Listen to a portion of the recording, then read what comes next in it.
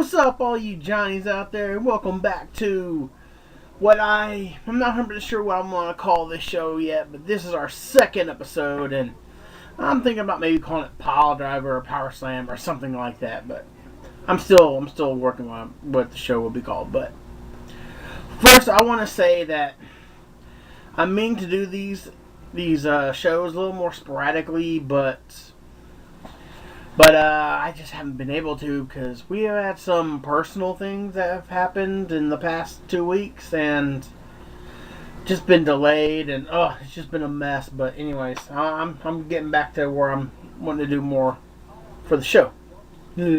Anyways, first up, I want to talk about, of course, like I said in the last video, that I'm more of a TNA fan, so I have more of TNA news and stuff to bring.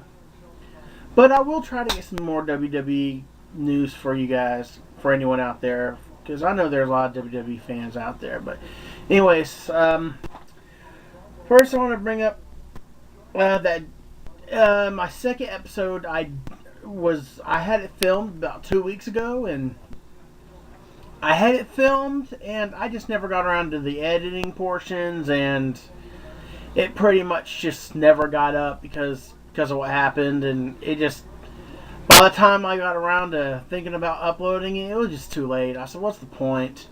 So I just had to skip that episode and go for this one. And some of the things I was touching on in the last episode was about R-Truth skunked once again from the world title, and I think that's kind of pathetic. I mean, he should be the champion right now, but no, John Cena gets to be the champion.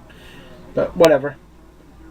And I want to talk about things that I wanted to say was about Gunner's push. I don't exactly know how good this is because I'm not exactly thrilled with these guys that they just get out of nowhere and push to the moon. Goldberg will be an exception. He actually was pretty good, and I think he really deserved his run. But it seems like title prestige lately has just not been all that great. It's like, I think, I believe Mick Foley said it, like they're just going to start handing out the heavyweight championship or the titles for Halloween for trick-or-treating to everyone who wants one. Trick-or-treat, oh, here you go, here's a world heavyweight title. But, I don't really appreciate such things of people who are being pushed to world heavyweight championship status, in my opinion, who didn't deserve it. Stone Cold worked his ass off to become it. The Rock, they weren't instantly pushed to world champions within 4 to 6 months. But anyways, let's see. Jeff Jarrett recently lost his little match against Kurt Angle, and he had to go to Mexico, yada, yada, yada. And he won the AAA championship. Which brings up to my first point for this video is Television, who was the champion. Take it. Galavision was the channel that AAA Wrestling in Mexico used to come on every weekend. I used to watch that show, and lately they've been showing CMLL, and CMLL is just not I don't like it as much. I mean, I really enjoyed AAA Wrestling, and I understand what happened, and I went and read up on a few things, and I found out that they've replaced AAA Wrestling with CMLL because I believe they said something along the lines of that CMLL has all HD or whatnot, and I'm just really, really disappointed in that because I used to love watching AAA every weekend. X Division is on fire in TNA, and their past pay-per-view, I didn't see it, but I heard it was pretty good. I just don't have the money to order the pay-per-views right now. If I did, I would every month if I could. But anyways, they've been putting on some good X Division type matches lately, and Austin Aries won his contract for TNA Wrestling.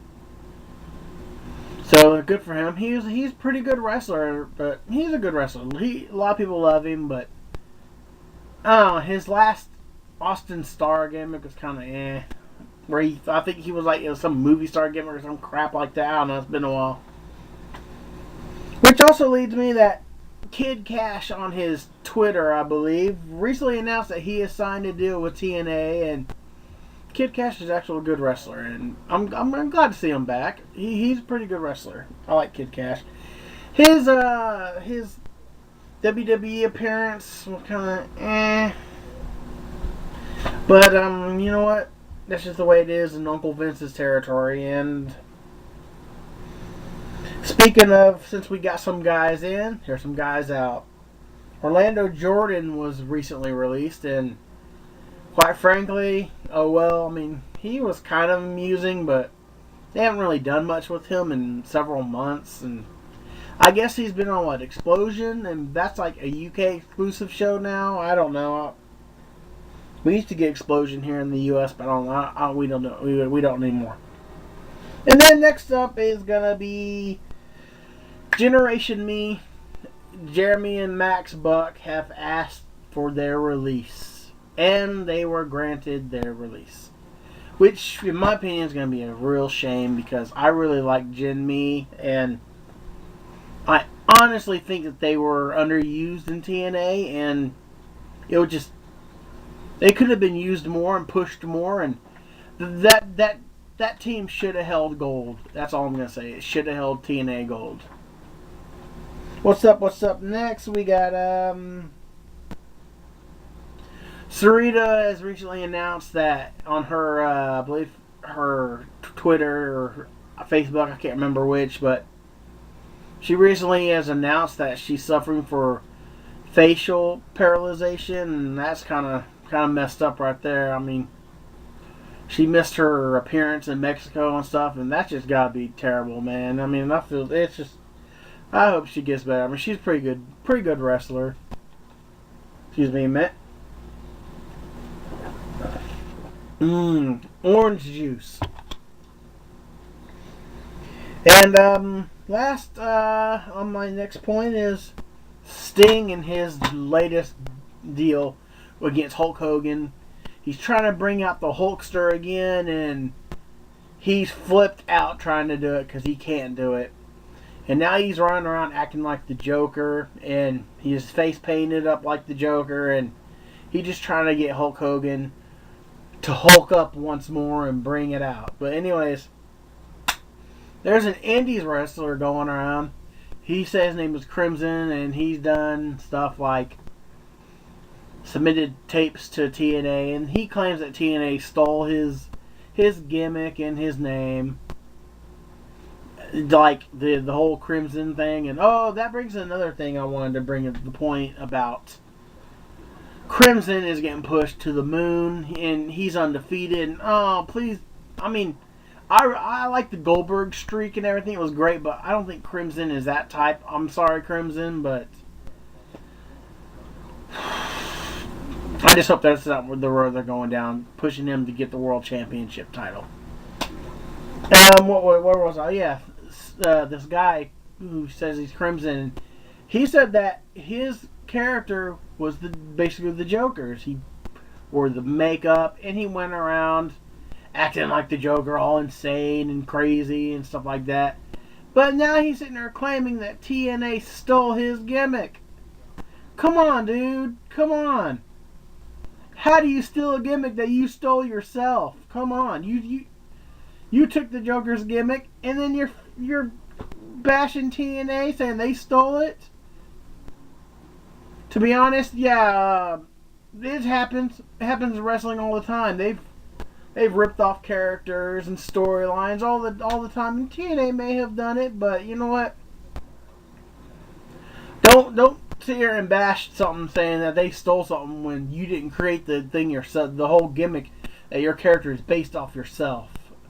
That's all I'm going to say. But anyways, I'm just going to, you know what? It's almost 10 minutes. I'm going to wrap it up. I mean, I just want to get back to you guys, and I want to discuss a few more things in my next video, and I want to talk about, like, not just news, but just wrestling in particular, you know, and I want to discuss things, and hopefully you guys will go out there, but I guess I'll leave this message for you guys.